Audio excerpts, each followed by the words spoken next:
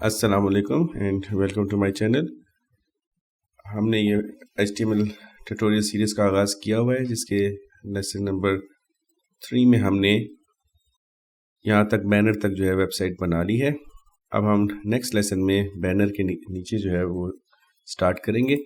अगर आप डेवलपमेंट को स्टार्टिंग से देखना चाहते हैं तो लिंक मैं ऊपर दे रहा हूँ। इस लिंक से आप जो हमने जहाँ से ये पेज स्टार्ट किया था HTML का, वहाँ से आप वीडियो को देख सकते हैं। आज हम ये वाला ब्लॉक बनाएंगे जो कि बैनर के नीचे वाला ब्लॉक है। इसको मैं कॉपी कर लेता हूँ। M फॉर दिस ये टूल लिया, सिलेक्शन वाला टूल, रेक्टेंगुलर मार्की टूल। यहाँ से मैं इस ब्लॉक को उठा लेता हूँ, कॉपी न्यू करके पेस्ट करता हूँ और इसका स्ट्रक्चर हम एक दफ़ा देख लेते हैं कि इसमें क्या क्या कुछ मौजूद है। तो सबसे पहले तो इसमें एक आउटर डिव है, ये बिल्कुल आउटर है। इसको हम नाम देंगे अंडर बैनर का, मेरा ख्याल है, और ये 100% विड्थ वाली होगी। इसके बाद एक डिव हमारी वो होगी जो कि हमारे जो कंटेंट है उसको कंट्रोल कर रही होगी। उसको वो हमने पहले से हेडर में बनाई थी, उसका नाम था इनर डिव।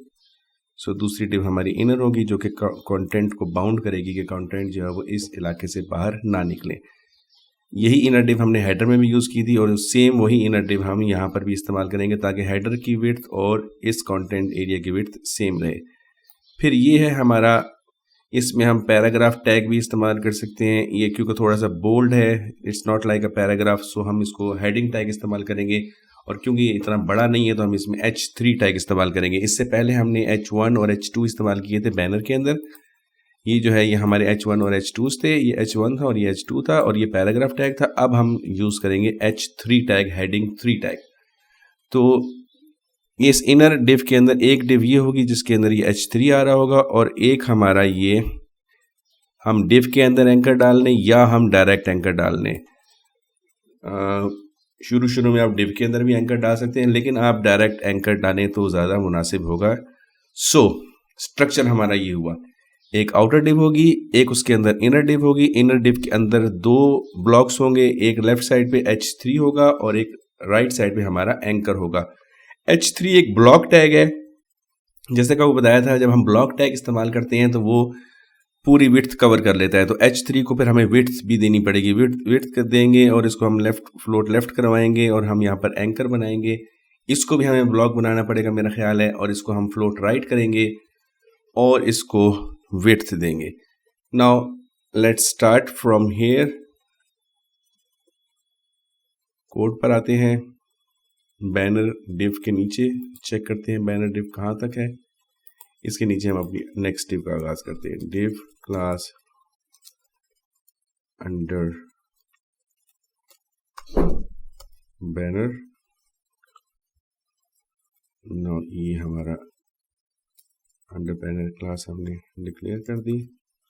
इसके बाद स्ट्रक्चर के मुताबिक इसके अंदर डिव होगा इनर,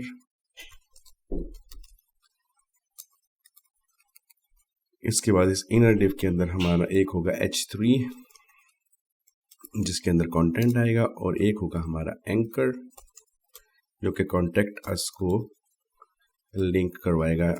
कॉन्टेक्ट अस को हम उस वक्त लिंक करवाएंगे जब हमारा पेज बना हुआ होगा। अभी हम क्योंकि बेसिकली पेज बना रहे हैं तो हम इसको हैश दे देते हैं।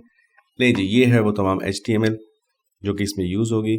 मैं कंटेंट इसका उठा के टाइप करता हूँ और दोबारा से वीडियो को स्टार्ट करूँगा। फिर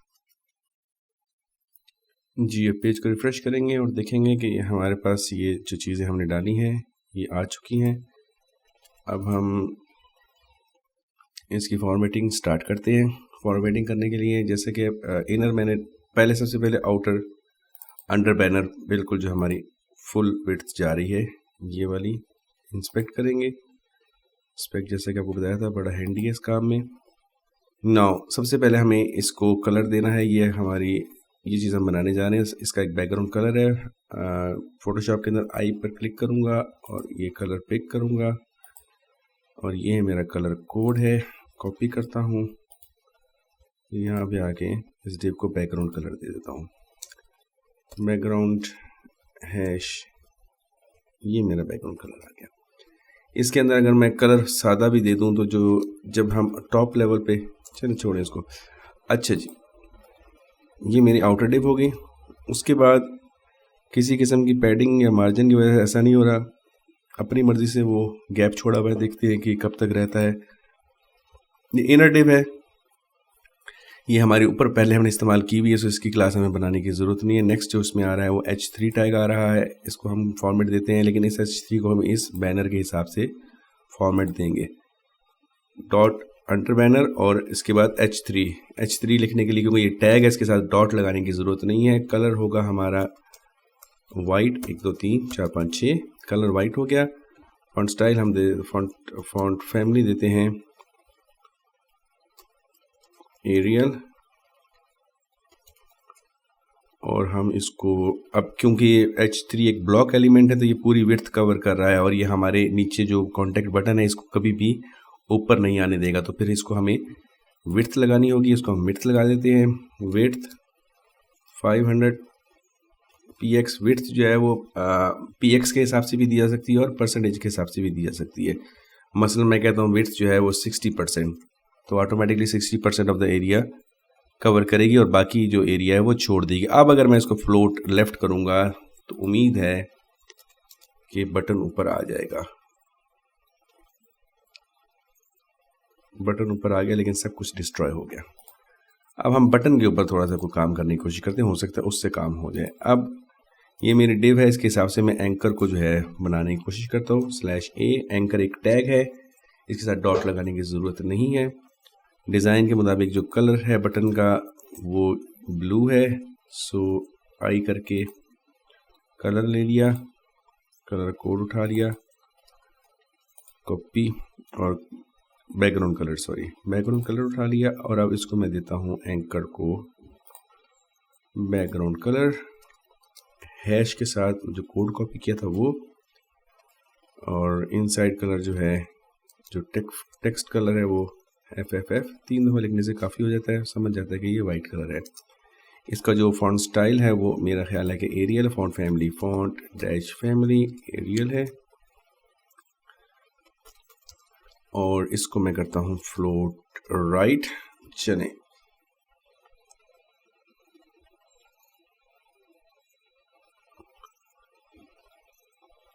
अच्छा जी, इसको मैं कर देता हूँ फ्लोट लेफ्ट।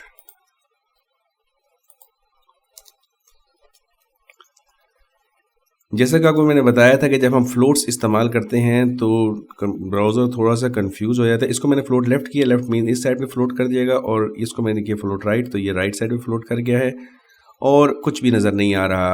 ये वही हुआ है जो मैं पहले आपको बता रहा था कि ब्राउज़र जो है वो कंफ्यूज हो जाता है जब हम फ्लोट्स इस्तेमाल करते हैं। तो उसके लिए हमें पहले मैं ये क्लासेस उठा के सेव कर लूँ ताकि हमारा नुकसान ना हो, फिर हम इन फ्लोट्स को, अभी मैं स्टाइल शीट जो है वो इन लाइन ही लिख रहा हूँ।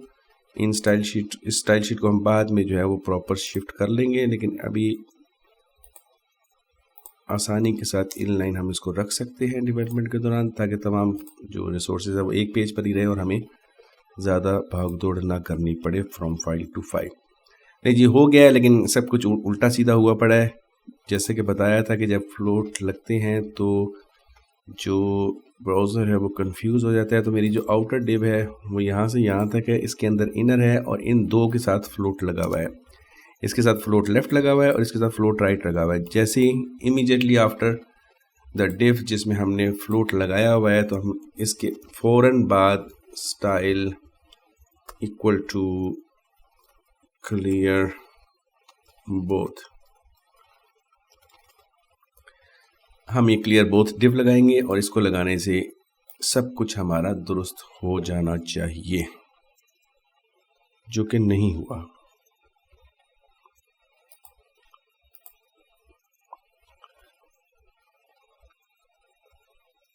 हमारा बैनर का बैकग्राउंड कलर ही हमने सेव नहीं किया, तो चलें, बैनर क्लास हम सेव करना भूल गए थे। बैकग्राउंड कलर,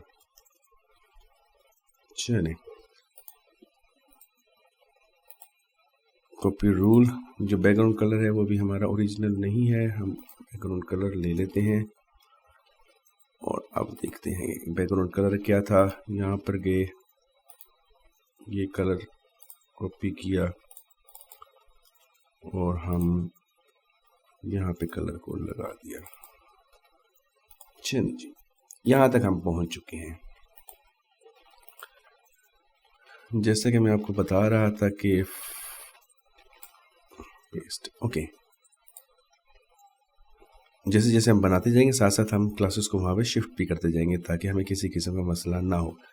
अब ये जो एंकर है ये बिल्कुल ऊपर जाके लग गया है। अगर मैं, जैसा कि आपको पहले बताया गया कि जो एंकर है वो इटसेल्फ एक इनलाइन एलिमेंट है जो कि जिसको अगर हम मार्जिन लगा के नीचे लाना चाहेंगे तो मीन्स टॉप पे मार्जिन देके हम चाहेंगे ये नीचे आ जाए तो ये नीचे नहीं आएगा। पहले हमें इसको बनाना पड़ेगा ब्लॉक एलिमेंट। ये इनलाइन एलिमेंट है, हमें इसको ब्लॉक एलिमेंट बनाना पड़ेगा। सो डिस्प्ले ब्लॉक करेंगे। अब ये ब्लॉक एलिमेंट बन गया है। उसके बाद हम कहेंगे मार्जिन और ये अपनी जगह पर आ गया है। फिर इसको देंगे हम विड्थ। अभी हम सब कुछ अंदाज़ों के मुताबिक कर रहे हैं।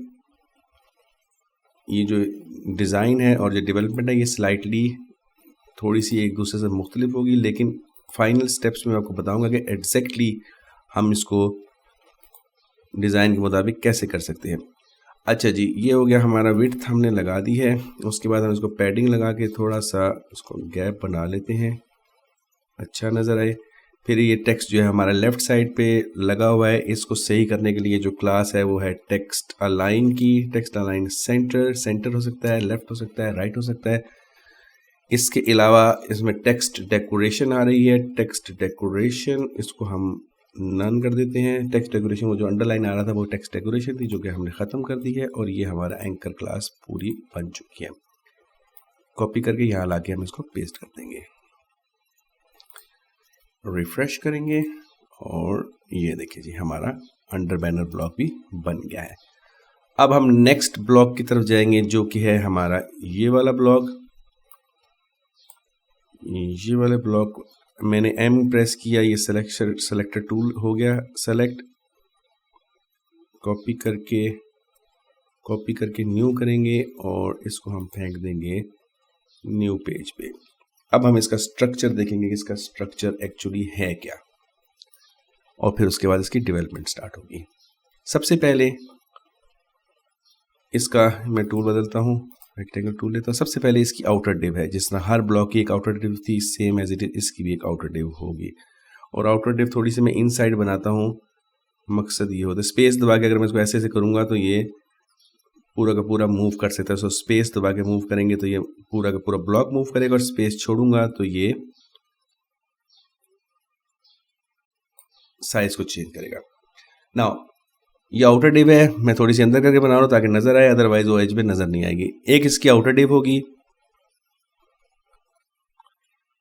इसके बाद इसको बनाने का हम आसान तरीन तरीका ढूंढेंगे। एक तरीका तो आप ये सोच सकते हैं कि मैं एक ये बनाऊं, पहले इसकी आउटर बनाऊं ऐसे, जो कि इनर होगी हमारी। इनर डिव यहाँ पे डालूं और 3 इमेजेस डालूं, फिर एक इनर डिव यहाँ पे डालूं, फिर तीन टाइटल्स डालूं, फिर एक इनर डिव यहाँ पे डालूं और फिर उसके अंदर 3 पैराग्राफ टेक्स्ट डालूं।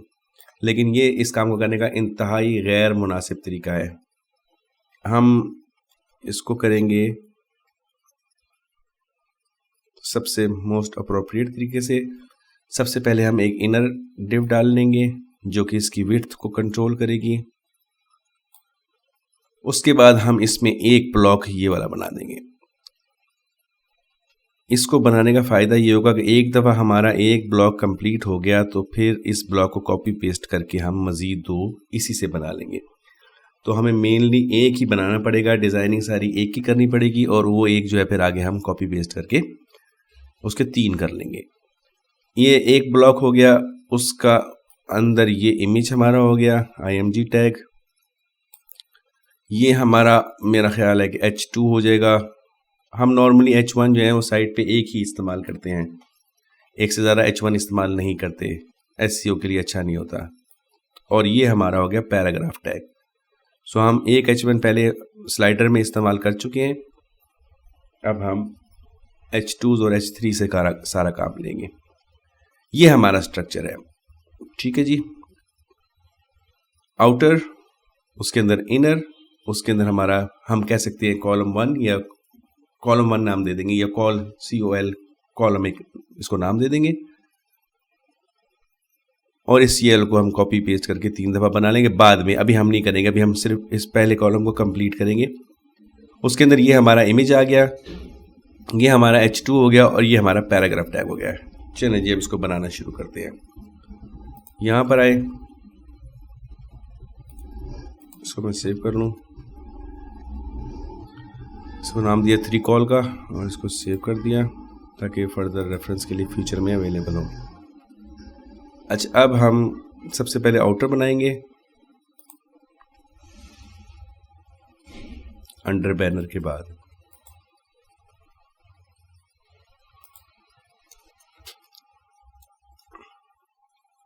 div क्लास 3 कॉल, ये वो ब्लॉग, इसमें तीन कॉलम्स बनने वाले हैं, तो मैं इसको रेफरेंस के लिए या याद रखने के लिए नाम मैं अपनी मर्जी से दे रहा हूँ ताकि मुझे याद रहे।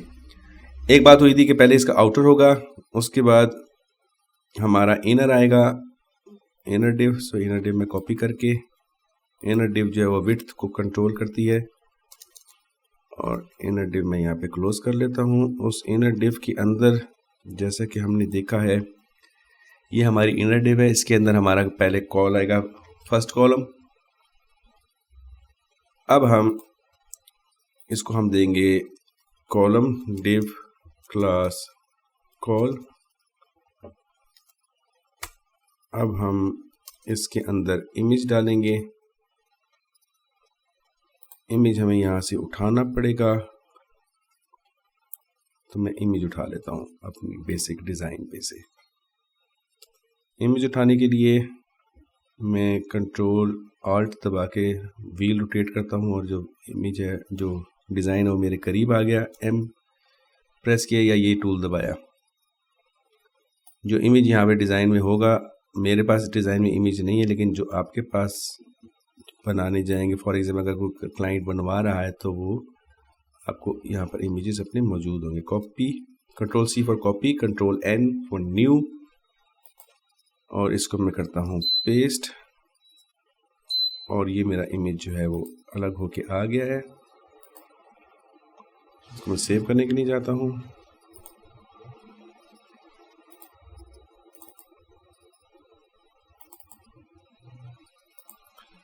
ये हो गया हमारा कॉल img1, कॉलम्स में जो हमारा इमेज 1 इस्तेमाल हो रहा है ये हमने ये उठा लिया।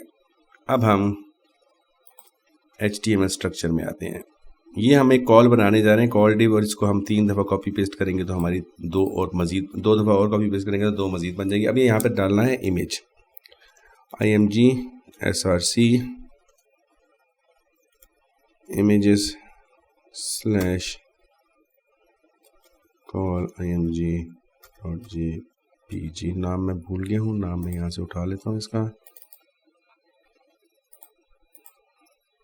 कॉपी, और इमेज टैग की क्लोजिंग, जैसा कि आपको बताया था इसकी क्लोजिंग ज़रा सी डिफरेंट होती है, तो इसकी क्लोजिंग हमने कर ली img टैग की। उसके बाद हम एक H2 लगाएंगे जिसके अंदर हेडिंग आएगी,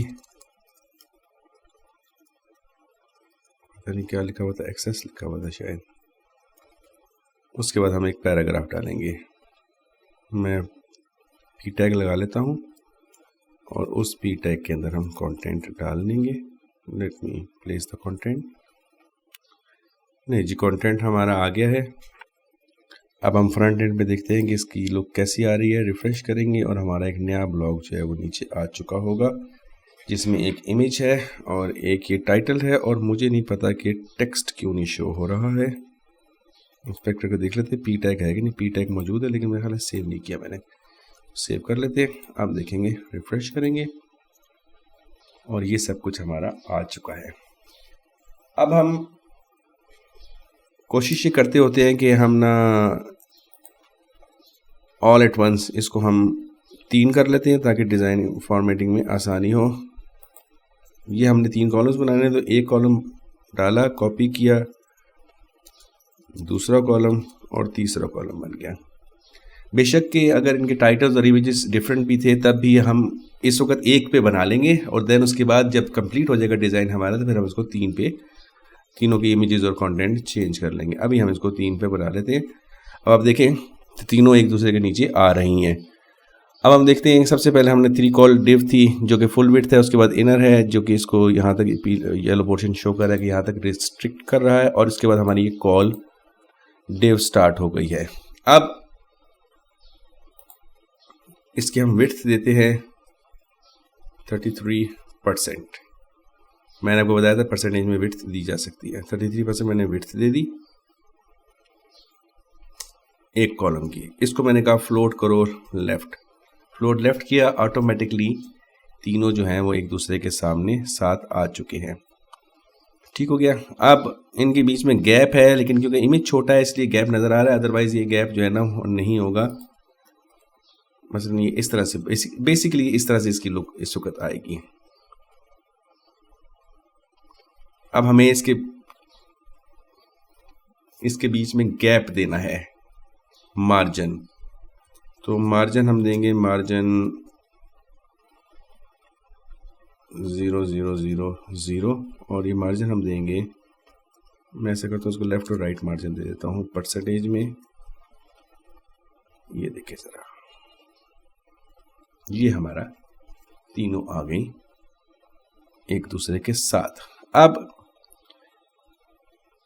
ये हो गया हमारा कॉल, कॉपी रूल, और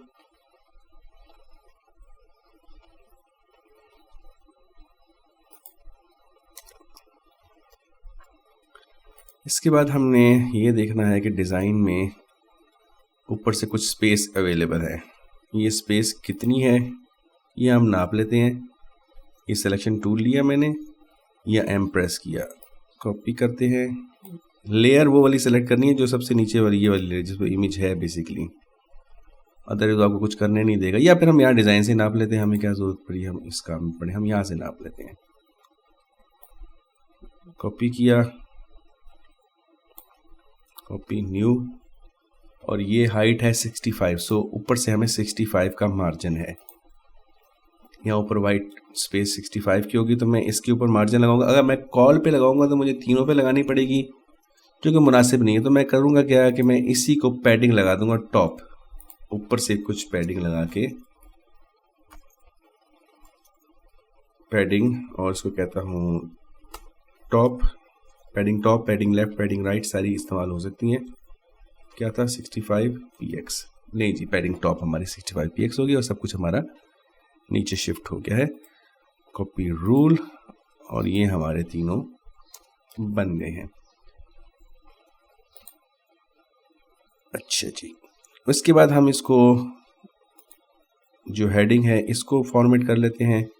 ये H2 है, H2 हमारा जो है वो यहाँ पर भी इस्तेमाल हुआ था, तो हम अपने जो नया H2 होगा उसको अपने हिसाब से इस डिव के साथ लिंक करवाएंगे, इस डिव के रेफरेंस से H2 बनाएंगे ताकि ऊपर बना हुआ H2 जो है वो ख़राब ना हो।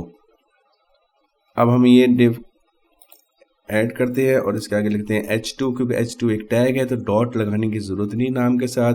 फॉन्ट फैमिली एरियल, उसके बाद जहाँ तक मुझे याद पड़ता है ये कैपिटल है तो text dash transform upper case for capital, font size 14px, तकरीबन इतना फॉन्ट साइज इसका होगा। और ये हमारा H2 बन चुका है। कॉपी करते हैं, यहाँ पे ले आते हैं, पेस्ट कर देते हैं। इसके बाद हम बनाते हैं ऊपर वाला, मेरा मैंने नहीं रखी क्लास अभी, हाँ रखी क्लास। हम इस पैराग्राफ टैग को बनाते हैं P, एक पेज में बहुत सारे P हो सकते हैं, तो हम इस ब्लॉक के रेफरेंस से P की क्लास डिक्लेयर करते हैं।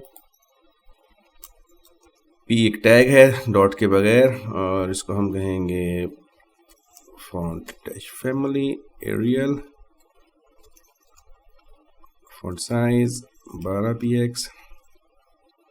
अच्छा जी, अब यहाँ पे एक चीज़ और नई आने वाली है, वो ये है कि इनके दरमियान जो फासला है, लाइनों के दरमियान जो गैप है, ये ज़रा सा कम मुझे लग रहा है। अगर मुझे ये फासला कम करना है या ज़्यादा करना है तो उसके लिए मेरे पास CSS प्रॉपर्टी है लाइन हाइट की, line dash height.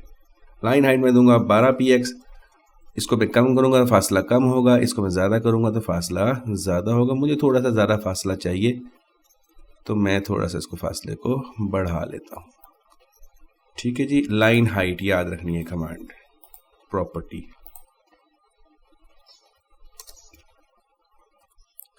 In CSS we have properties. Okay, now हमारा ये ब्लॉक भी बन गया। अब हम नेक्स्ट ब्लॉक की तरफ जाते हैं। नेक्स्ट ब्लॉक हमारा ये वाला ब्लॉक है और इसके पीछे ग्रे कलर का बैकग्राउंड कलर भी है, लाइट ग्रे कलर का। अब पहले हम इसका स्ट्रक्चर बना लेते हैं। स्ट्रक्चर क्या होगा, कॉपी करते हैं और न्यू करते हैं और ये है पेस्ट। इसको हम सेव कर लेंगे अलग से। सेव करना मकसद नहीं, सेव मैं इसलिए कर रहा हूँ कि मेरे पास रेफरेंस हो, आपको ज़रूरत नहीं है अलग अलग ब्लॉक सेव करने की। जस्ट अच्छा, यू प्रेस करूँगा तो ये रेक्टेंगुलर टूल सेलेक्ट हो गया। इसका स्ट्रक्चर क्या होगा, ये इसके पीछे ग्रे कलर का बैकग्राउंड कलर है। स्ट्रक्चर इसका कुछ इस तरह से है कि ये हमारी आउटर डिव है, इस आउटर डिव के साथ एक इनर डिव होगी जो कि इसकी विड्थ को कंट्रोल करेगी। इस इनर डिव के अंदर दो डिव्स होंगी, एक डिव लेफ्ट साइड पे होगी जिसके अंदर इमेज होगा। या तो हम डायरेक्ट इमेज बना लेंगे, इमेज लगा लेंगे, यहाँ पे डिव के अंदर इमेज डालने की ज़रूरत नहीं है। लेकिन अगर आप समझते हैं कि अभी आप इतने तेज़ या इस काबिल नहीं हुए कि आप डायरेक्ट इमेज टैग इस्तेमाल करें, अदरवाइज़ तो ये बात सही है, डिव की जगह हम डायरेक्ट इमेज टैग लगा लेंगे क्लास दे के, तो वो हमारा काम हो जाएगा। उसके बाद राइट साइड पे अब ये बहुत सारी चीज़ें कुचल मुचल मचा हुआ, तो राइट साइड पे अपनी कन्वीनियंस के लिए एक राइट डिव डाल देंगे। सो एक लेफ्ट साइड की डिव होगी जो कि फ्लोट लेफ्ट होगी और एक राइट साइड की डिव होगी जो कि फ्लोट राइट होगी। फ्लोट लेफ्ट जो डिव होगी, जो लेफ्ट साइड वाली डिव होगी, उसके अंदर हम इमेज डाल लेंगे और जो राइट साइड वाली डिव होगी उसके अंदर ऊपर ये हमारा एक टेक्स्ट आ रहा है। इसको हम पैराग्राफ टैग में रख सकते हैं या इसको हम H3 या H4, आई थिंक H3 रख लेंगे। ये हम H2 रख लेंगे।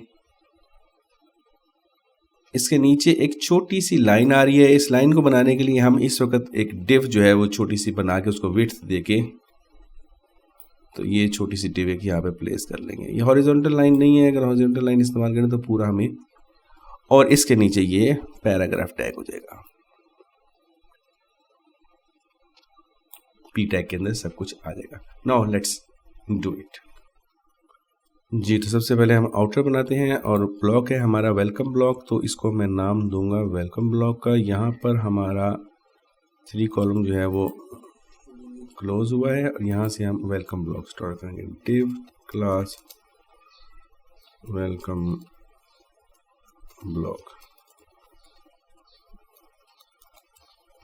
इस वेलकम ब्लॉक के अंदर जहाँ तक मुझे याद पड़ता है एक डिव होगी जिसका क्लास होगी इनर,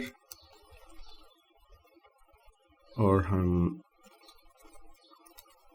उसके बाद हम लगाएंगे 2 डिव्स होंगी। एक डिव होगी फ्लोट, ये इनर हमने लगा लिया है। अब इसके बाद हम 2 डिव्स मजीद लगाएंगे, एक फ्लोट लेफ्ट होगी और एक फ्लोट राइट होगी। जो लेफ्ट वाली होगी उसमें इमेज होगा।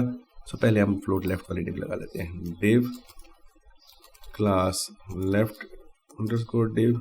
नाम मैं अपनी कन्वीनियंस के हिसाब से दे रहा हूँ, नाम देने के लिए कोई रूल नहीं है।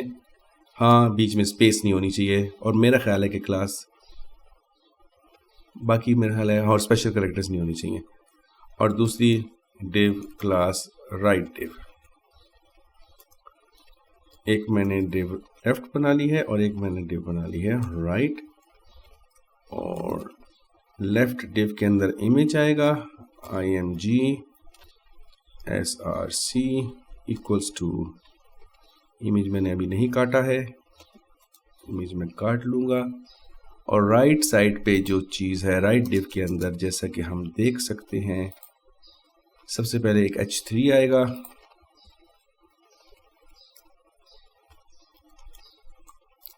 इसके अंदर कुछ होगा who we are। उसके बाद हमारा एक H2 होगा,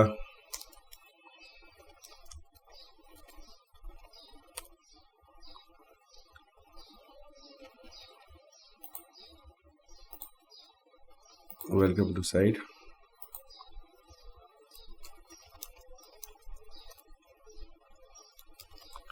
उसके बाद जैसा कि आपको बताया था कि एक छोटी सी डिव होगी जो कि ये लाइन ड्रॉ करेगी। मैं आपको क्लोजली दिखा देता हूँ लाइन, बल्कि डिज़ाइन के अंदर लाइन दिखानी पड़ेगी ताकि असल काम जो डेवलपर का होता है वो यही होता है कि वो चीज़ों को बारीकी से देखना होता है उसने।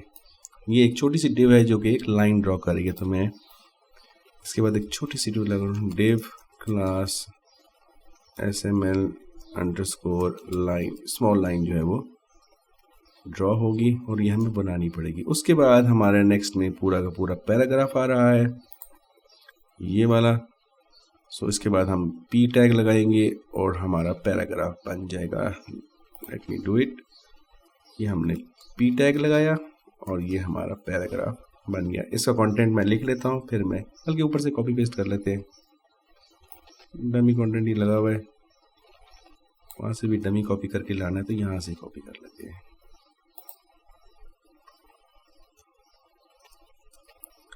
लें जी, सब कुछ हमारा पेज पर आ चुका है। रिफ्रेश करेंगे तो कुछ भी फॉर्मेट नहीं हुआ होगा। हाँ सॉरी, हमारा इमेज नहीं है तो हम इमेज यहाँ से ले लें। सो डिज़ाइन पे से मैं इमेज को कॉपी कर लेता हूँ। सिलेक्शन टूल है मेरा जो मैंने सेलेक्ट किया हुआ है, M से सेलेक्ट होता है या फिर सिलेक्शन टूल नहीं था अनफॉर्चुनेटली, सिलेक्शन टूल लेना पड़ेगा। यहाँ से सिलेक्शन टूल ले लेंगे रेक्टेंगुलर सिलेक्शन के लिए।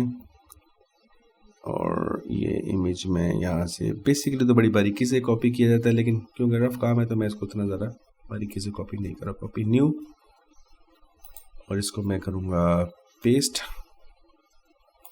File save for web devices, next, और इसको नाम दूंगा वेलकम इमेज।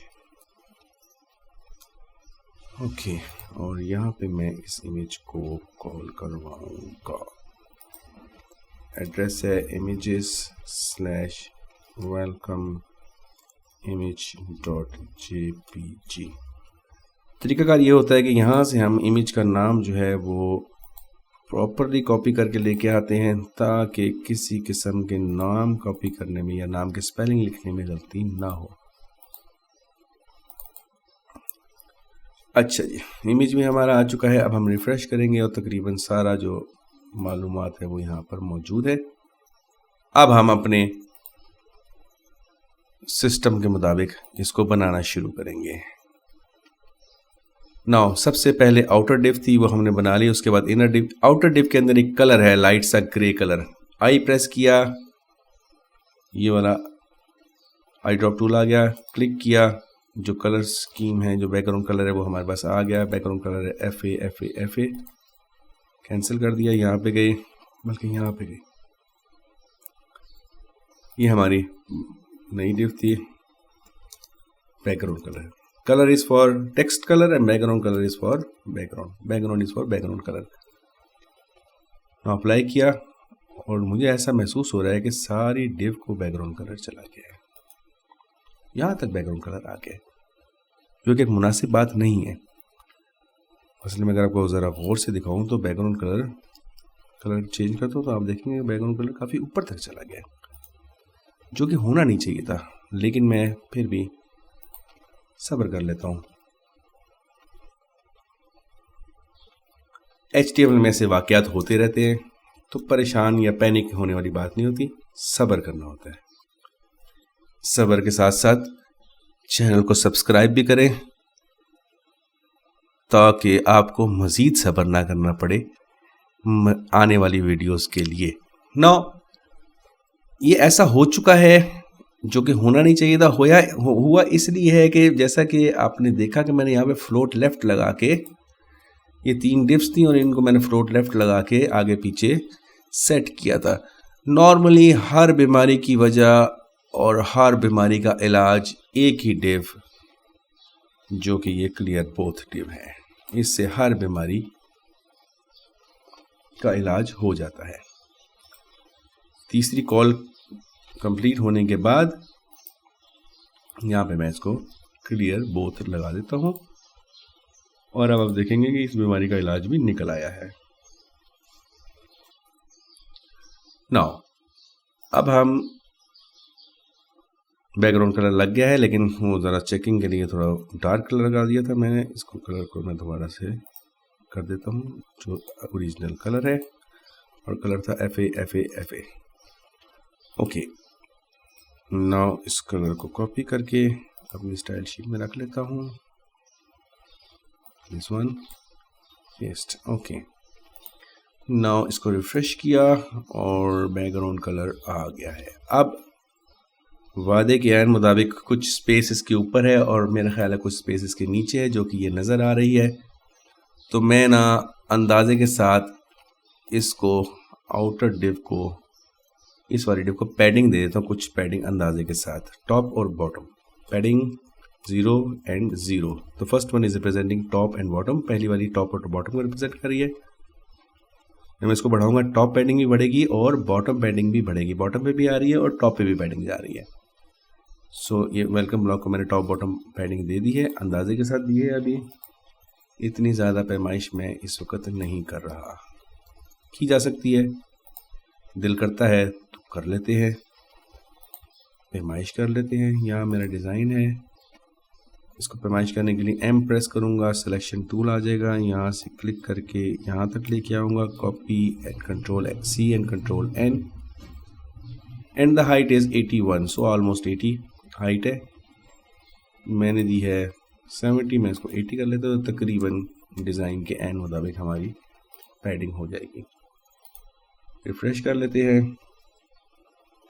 अब यहाँ पर स्ट्रक्चर के मुताबिक इनर डिव मैंने डाल दी थी, सारा सब कुछ डला हुआ है, लेफ्ट डिव भी डली हुई, राइट डिव भी डली। अब मुझे लेफ्ट डिव के अंदर इमेज डाल के उसको फ्लोट लेफ्ट करवाना है और राइट डिव को फ्लोट राइट करवाना है। मैं ये खोल लेता हूँ, इसको लेफ्ट डिव पर आ गया, 50% लेफ्ट की है, विड्थ 50% लेफ्ट को दे देता हूँ, फ्लोट लेफ्ट कर देता हूँ, और 50% जो है वो विड्थ राइट को दे दूँगा, विड्थ और 50% and float, come on, float right. अब फिर हमें वही मुसीबत फेस होगी जो हमें पहले भी फेस हो चुकी है कि जब हमने फ्लोट लेफ्ट और फ्लोट राइट्स लगा ली हैं तो स्ट्रक्चर बिगड़ने का अंदेशा है। मैं एहतियातन ना 50 की जगह 49 करता हूँ ताकि चीज़ें जो हैं वो कंट्रोल में रहें, और उधर से भी उसको 49 कर दूंगा ताकि बिल्कुल हम एज टू एज नहीं रहते। ब्राउज़र टू ब्राउज़र अगर एक आधा पिक्सल का फ़र्क आए तो 50% पूरा होगा तो फिर वो स्ट्रक्चर बिगड़ने के चांसेस हो सकते हैं।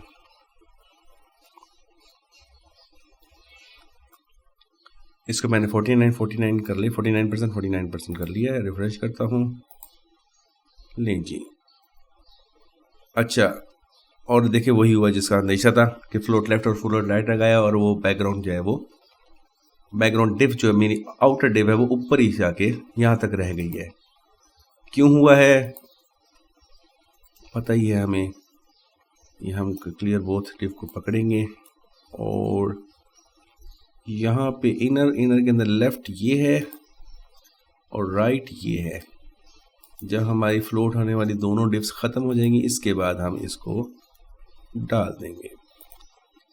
अगेन रिफ्रेश करेंगे, लें जी, ठीक हो गया। अब हम फॉर्मेटिंग की तरफ आते हैं। फॉर्मेटिंग के लिए ये ब्लू कलर का है, छोटा सा है, मैं ब्लू कलर ले लेता हूँ। यहाँ से जूम इन किया, आई पर क्लिक किया, कलर पिक किया और इस कलर को कॉपी कर लिया। अब मैं आया हूँ यहाँ पे इंस्पेक्ट पे, H3 बनाने जा रहा हूँ। अब मैं आउटर इसके रेफरेंस से भी बना सकता हूँ और इसके ब्लॉक के रेफरेंस से भी, और नॉर्मली ब्लॉक डिव के रेफरेंस से ही डिव्स एलिमेंट्स बनाता हूँ। तो यहाँ पे गया, इसको कहा जी H3, कहा कलर हैश दिस वन और फैमिली। अच्छा, एक मसला मुझे ना हमेशा से फेस हो रहा है कि जब भी मैं कोई एलिमेंट लगा रहा हूँ उसकी जो फॉन्ट फैमिली है वो मुझे हमेशा से चेंज करनी पड़ेगी, क्योंकि डिफ़ॉल्ट फॉन्ट फैमिली जो है वो और ही आ रही है। इसका एक आसान हल भी है, वो ये कि मैं बॉडी टैग में जाके फॉन्ट फैमिली लगा देता हूँ। अब जब भी मैं कोई एलिमेंट डालूंगा तो उसका जो फॉन्ट है वो ऑटोमेटिकली एरियल सेट हुआ होगा। तो इस तरह की बातों का हम थोड़ा बहुत इलाज कर लेते हैं कि अगर जो है ना, अगर एक चीज़ बार बार तंग कर रही है तो फिर उसका इलाज हम एक दफ़ा निकाल लेते हैं कि भाई हम वो चीज़ बॉडी टैग को दे देते हैं, फॉन्ट हो जाए या फॉन्ट साइज़ हो जाए या वट एवर, तो वो फिर हमें तंग करना बंद हो जाती है। नेक्स्ट टाइम से जब हम ये देखें फॉन्ट फैमिली मैंने बॉडी में लगाया हुआ है, इंस्पेक्ट करता हूँ और ये बॉडी वाला फॉन्ट फैमिली यहाँ पर आ रहा है तो कोई मसला नहीं है। इसमें से अगर मैं अब यहाँ पे जाऊँगा, इंस्पेक्ट किया और इस पे भी फॉन्ट फैमिली लगाने की ज़रूरत नहीं पड़ी, इस पे भी लगाने की ज़रूरत नहीं है, अब ऑटोमेटिकली ये फॉर्मेट जो है वो हो रहा है। कोई नई चीज़ नहीं है इसमें, बस इसके रेफरेंस से पी बना लेते हैं और फिर आगे मूव कर जाएंगे। इसके रेफरेंस से हम पी बना लेते हैं, इसको कहते हैं फॉन्ट साइज़ 12px, छोटा ही ठीक है चलें, और इसको मैं लाइन हाइट दे दूंगा जो हमने नई चीज़ आज की थी 12px। और ये देखिए ज़रा जैसा भी आ रहा है ठीक आ रहा है, मज़ेदार है। कॉपी रूल और यहाँ पे आगे हम इसको दे देते हैं। एक चीज़ जो हम ऊपर मिस कर चुके हैं उसको भी देख लेते हैं कि यहाँ पर एक मैंने छोटी सी लाइन लगाई थी। अच्छा, ये मैं इसके साथ आपको बताया था कि अपनी अपनी अपनी मार्जिन आ रहे होते हैं, ये देखिए ज़रा। तो हमें अगर हम बना रहे हैं तो हमें मार्जिन जो है इनके ज़ीरो करने होंगे और मार्जिन फिर हम अपनी मर्ज़ी से देंगे जो हमने देने हैं।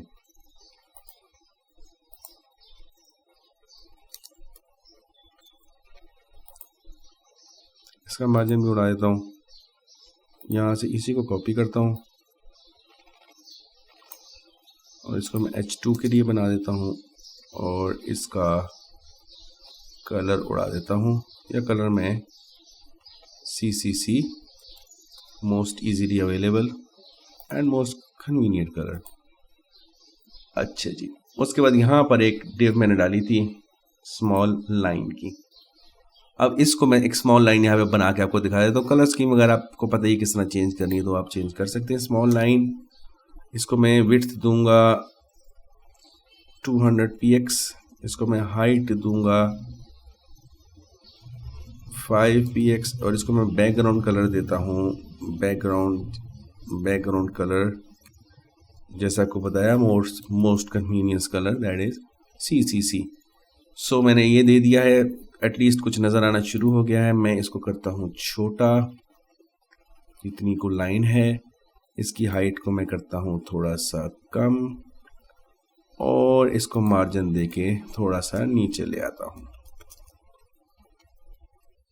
ये लीजिए। और इसको जो कलर अप्लाई करना है वो मैं अप्लाई कर देता हूँ। कलर इसका होगा,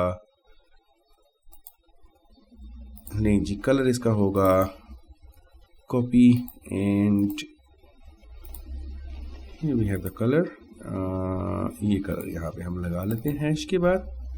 नहीं जी, वो डैश भी लग गई आराम से। Copy rule and that's it.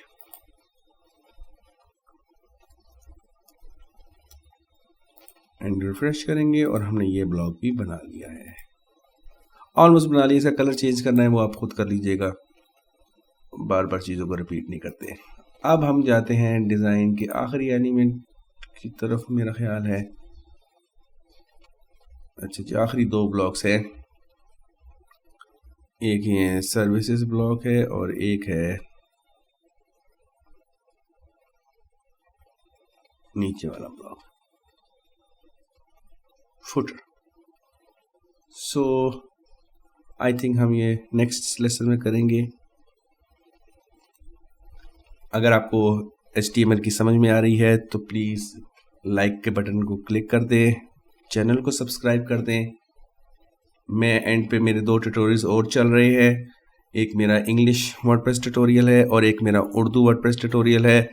ये जो HTML मैं सिखा रहा हूँ बेसिकली उसी रेफरेंस में सिखा रहा हूँ, उसी कॉन्टेक्स्ट में सिखा रहा हूँ कि जो लोग HTML सीखना चाहते हैं उनकी बेसिक फाउंडेशन जो है वो जो लोग वर्डप्रेस सीखना चाहते हैं उनकी बेसिक फाउंडेशन HTML में बन जाए, ताकि आसानी से आगे वर्डप्रेस को समझा जा सके। और जो लोग वर्डप्रेस समझ रहे हैं वो इस ट्यूटोरियल को रेफरेंस लेके तो थोड़ी बहुत जो है डेवलपमेंट, क्योंकि नॉर्मली हमें थीम वर्डप्रेस थीम दे देती है और थीम के अंदर HTML पहले से मौजूद होती है, लेकिन फिर भी उसमें कुछ हद तक कस्टमाइजेशंस करनी होती है। तो मैं जो ट्यूटोरियल्स के लिंक्स जो हैं वो मैं वीडियो के एंड पर दे दूंगा, आप उन लिंक्स के ज़रिए चीज़ें जो है वो सीख सकते हैं। इसके अलावा एक जो है हमारा ये सीरीज़ HTML की चल रही है, इसको भी आप सीख सकते हैं, देख सकते हैं फ्रॉम द बिगनिंग। और इसके अलावा जो एक और चीज़ मैं करना चाह रहा हूँ वो इंशाल्लाह करीब मैं स्टार्ट करूँगा jQuery का ट्यूटोरियल स्टार्ट करूँगा, क्योंकि HTML के अंदर jQuery का भी उसमें वर्डप्रेस के अंदर jQuery का भी काफ़ी ज़्यादा इस्तेमाल होता है। तो हम थोड़ा बहुत जो है ना, बल्कि इवन काफ़ी हद तक हम jQuery को पढ़ेंगे। सो चैनल को सब्सक्राइब कर दें ताकि आने वाले लेसन जो हैं वो आपको डायरेक्ट मिल सकें। बहुत शुक्रिया, वीडियो देखने का शुक्रिया। So nice of you, bye for now.